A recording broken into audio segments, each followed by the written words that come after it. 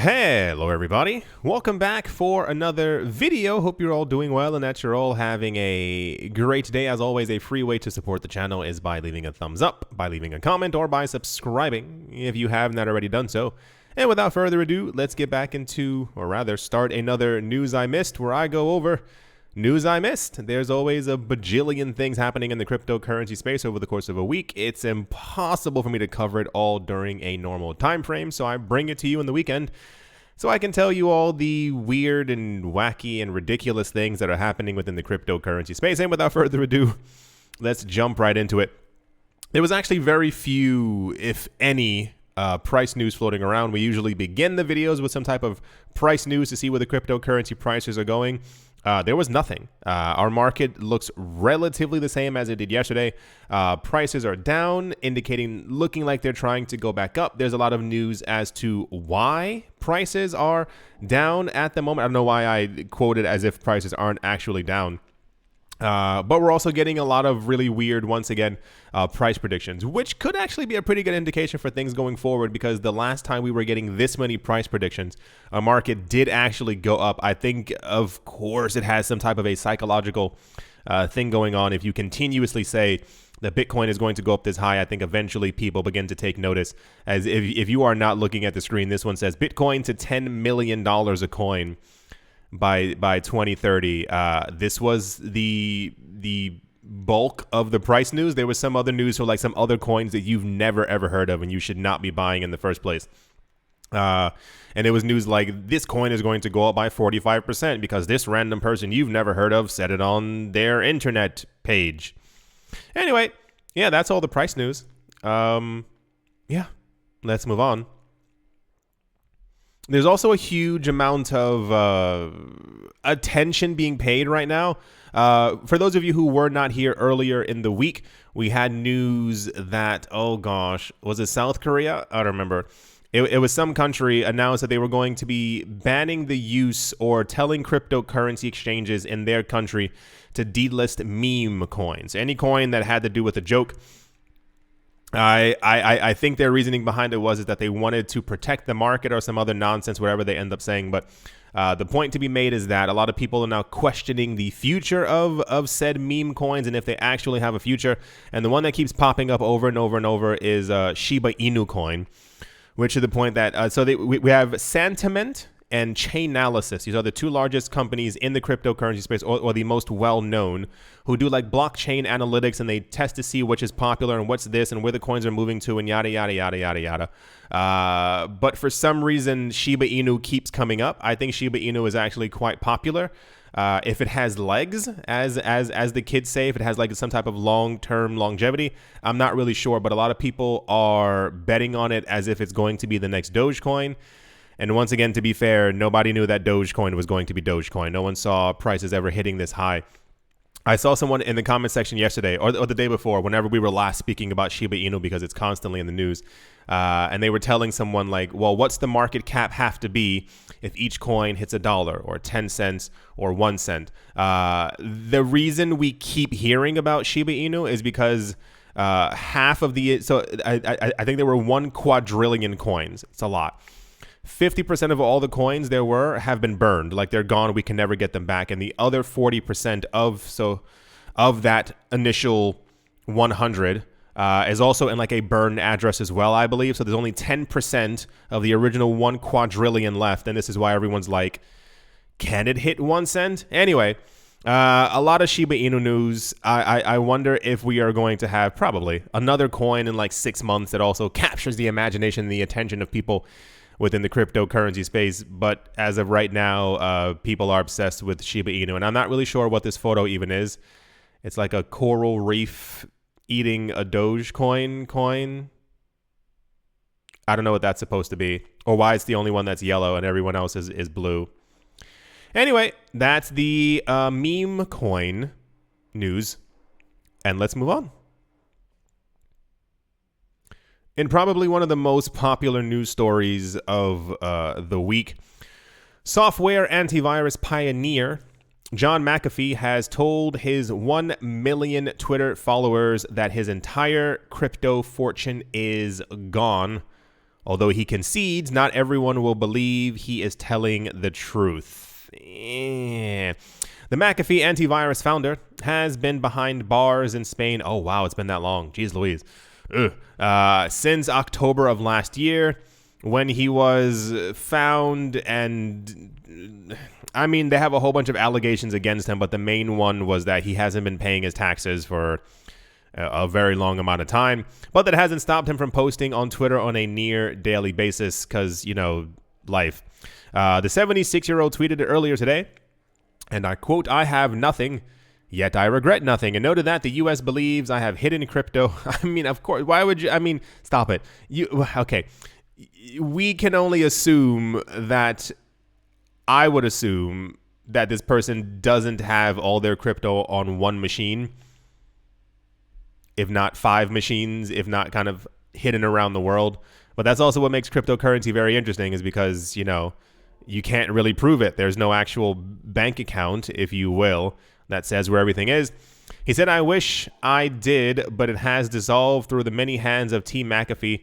Your belief is not required, and my remaining assets are all seized. My friends evaporated through fear of association." The news basically being that one of the most previously popular people in the cryptocurrency space apparently, allegedly, now says that he has no more cryptocurrency left.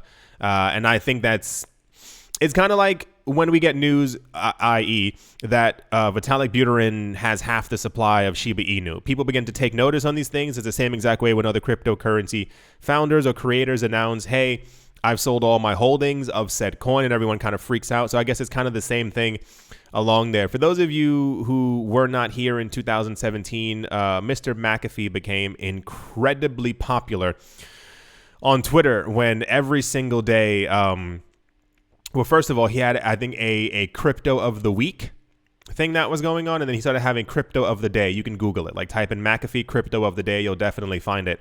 And yeah, it says it has a litany of charges against him, including the alleged operation of 2 pump and dump related crypto scams that duped investors out of $13 million.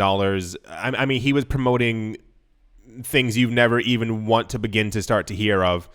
But this was very popular news. I want to say that I'm sad, but I think it's just because how do I even phrase this properly? I kind of feel bad for the guy, like, but I mean, also, I don't know him and his personal beliefs and or things. So, you know, this may I'm going to stop talking. The point is, yeah, that's incredibly popular news. I only have 2 tabs open because, once again, I don't think John McAfee needs like 18 tabs from every single website talking about that he's now broke.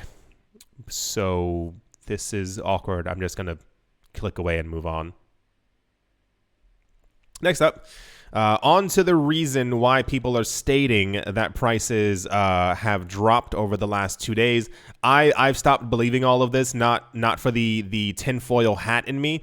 It's more of I don't think that the entire market would have reacted so harshly or at all to some situation that's just happening in one country, especially as we have heard about the migration, if you will, from people who are mining Bitcoin moving to other countries or neighboring countries or even to the United States. It's not like people within other countries haven't stopped turning on their machines or buying new machines to be able to mine, to pick up the slack, if you will. However, on Friday, Chinese authorities intensified their crackdown, if you will, on crypto mining activities in the southwestern Sichuan province. The authorities issued the notice to local miners to shut down their operations on an immediate basis, as reported by Reuters. The joint notice came from the Sichuan Provincial Development and Reform Commission and the Sichuan Energy Bureau. The authorities have also asked nearly 26 suspected Sichuan-based crypto mining projects to shut down their operations by Sunday. That's tomorrow. Sichuan is the biggest Bitcoin mining province in the world. Miners usually move their operations in Sichuan during the rainy season to benefit from the region's abundant and cheap hydroelectric power. So the news that we had around, it's been 3 or 4 weeks, it's been a while now, was that the reason before, one of the main reasons that was seen, aside from the Elon Musk thing, why our market went down, was that apparently China was starting to go after people or entities, whatever, it doesn't matter, who they believed were mining Bitcoin without their permission. Not sure why you would need permission to be able to turn on a computer or to use code, but alas, that's the future that we are currently in. So the news is that the most popular area, if you will, for this operation, 26 of them have been told to shut off their machines, and I assume they're going to have a whole bunch of checks going through. And I assume, first of all, it's not even an assumption. I know that a lot of this has to do with power and being able to flex your muscles and being able to tell them, hey, we can do this at any time that we want, but they probably are also going to be looking at the order books, just an assumption, to be able to say, because I assume if you're mining all this crypto, you must, I'm sure of it, have to tell the authorities exactly how much you created, and they're probably going to be checking order books to see, hey, you said you made 126, the computer is showing 184. You kind of get the point. So the point to be taken away is that we've had stuff like this happen before. We've had it happen in 2017. We had it happen in 2013. What happened before in the long ago was that they basically did checks and balances within the country to see if everything was as they wanted it to be. Everything was fine. And then they told these people to turn back on their machines, and the cryptocurrency prices spiked back up. It's rather sad continuously that we are told that our market has to rely on these movements or these activities in order to be able to move up and or down. I don't believe any of it. We've had way too much adoption. We've had way too much movement. We've had way too much actual energy in the space for us to believe that our prices have to go down every single time that something just happens within that one country or any other country for that matter. So very popular news, intensely popular news. I only have a couple of tabs open up here because once again, I didn't feel like having 38,000 of them just to tell you the exact same story. We will see what happens as the week unfolds. I assume by Monday or Tuesday, most of the market will have forgotten about this news because it's important, but it's not that important that it's something that we would have to focus on or have to be like, oh gosh, please turn back on those machines so our prices can go back up. No, we'll be fine without it because even if they do get shut down, the mining difficulty will drop as a result, and other people will start buying other machines and opening up new places and Iceland and Greenland and cold place land. Anyway, so that's the reason as to why our prices have dropped this weekend. And let's move on. In news that really just tickles my fancy because I need more news like this.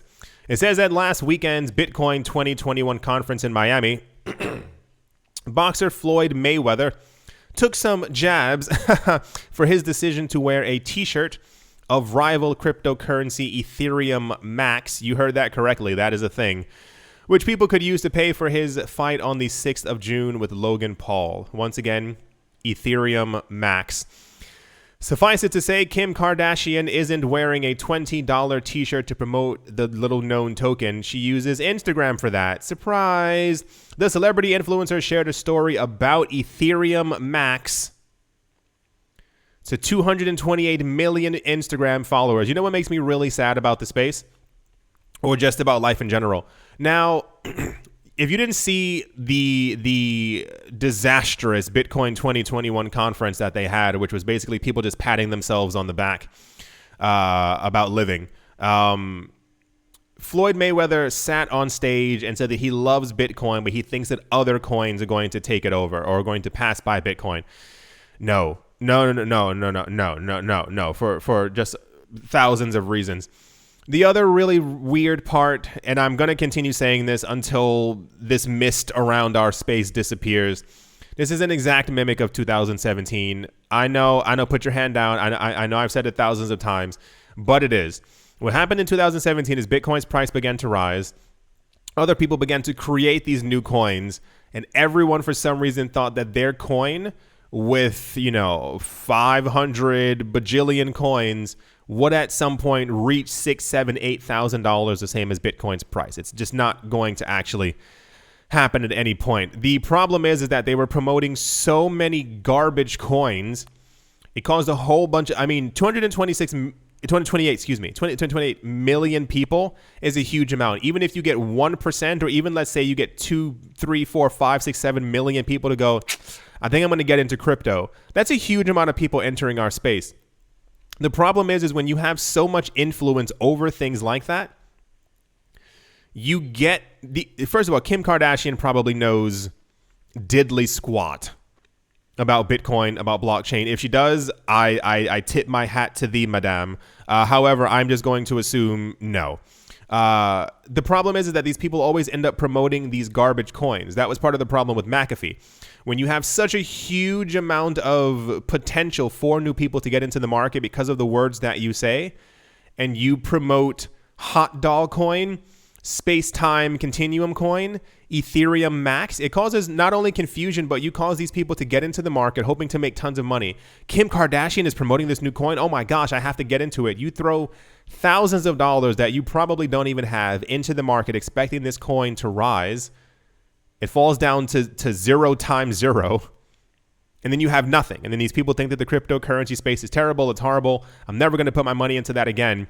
You have opportunities to be able to, like, imagine the influence that Kim Kardashian has. Now imagine her promoting and saying, hey, if you're looking to get into crypto, these are two of the coins that I like. I really like Bitcoin and Ethereum because they're the number 1 and number 2 coin because they've been there for almost 10 years at this point. They seem really cool. Here are the things that they're partnered with. You understand what I'm saying? You know, maybe not as lengthy as I'm putting it, but use that for an actual real purpose. Imagine McAfee going over a coin of the day and it being Bitcoin and then Ethereum and then Litecoin and then XRP and then Lumens and then, like, you know, the other top 10, he rotates it and people go, hey, buddy, you're rotating. He goes, I know these are the good coins. But alas, you have Floyd Mayweather, Ethereum MAX. Oh gosh, talking into her cell phone, she says, hey guys, I have a big announcement. The video then cuts to a page with the following in all caps. I'm not going to even read that out loud just because I know the AI is going to attack me. It says, this is not financial advice. Ethereum MAX. Oh gosh, it's so cringy to even read all of this. And part of the problem is that and I think it even has it somewhere around here as well. Maybe it says it further down. Once again, 2017. The problem that we had is influencers were doing the exact same thing. YouTubers were doing the exact same thing. Part of the problem was Kim Kardashian is not doing this by the grace and goodness of her heart. She was probably, assumption, paid for this. She's not. Why would she take up precious time in her Instagram story to tell all of you about something that she's never heard of?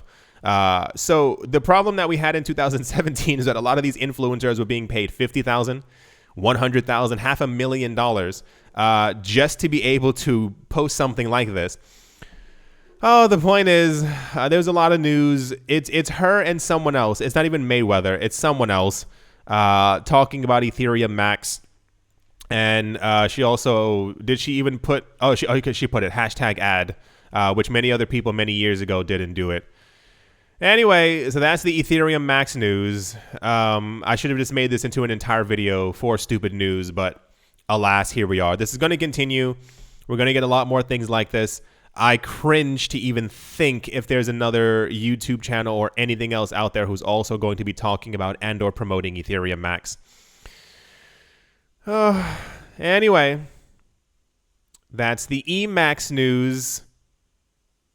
No, it's not a thing. All right. Let's move in. Let's move in. Let's move on. Let's move on. Let's move in. All right. Next up. Now, this is kind of cool news, and I know that it won't do as well as I think it should, but it's still kind of cool. Tim Berners-Lee, the British computer scientist and founder of the World Wide Web. Yeah, I know. Crazy, right? Like the thing that we're using, that you're on right now, is auctioning off the original code of the first website on the internet as an NFT. Think about that. The NFT will be called This Changed Everything and will be auctioned by Sotheby's in London from the 23rd of June until the 30th of June. The World Wide Web NFT contains the original time-stamped files with the source code written by Berners-Lee, along with a letter written by the founder about the code and a digital poster with the full code signed by the creator. The bidding for the NFT will start from $1,000, and all the proceeds will go towards the charities supported by Berners-Lee. Now, a couple of things. I think this is actually one of the coolest things that we've ever spoken about. I have a very strange feeling that this will not do anywhere near as well at all as the what is it? The Beeple NFT. Remember, for you must remember the 5,000 images that were smashed together into one NFT and sold for $69 million. Now, hear me out.